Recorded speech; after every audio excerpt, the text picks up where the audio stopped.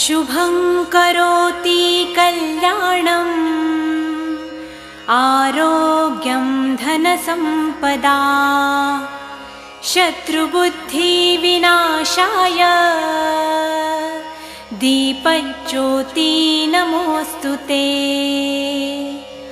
दिव्यादिव्यारे दीपत्कार कानी कुंडलमोतीहार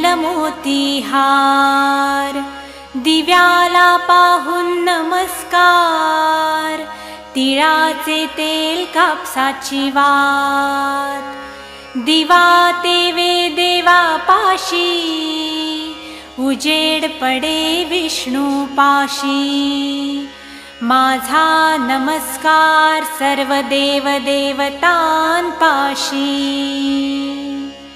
ये ग लक्ष्मी बैस ग बाजे माझं घर तुला साजे घरातली इडापिडा बाहेर जाऊ दे बाहेरची लक्ष्मी घरात येऊ दे घरच्या सर्वांना उदंड आयुष्य सुख समाधान शांती लाभू दे।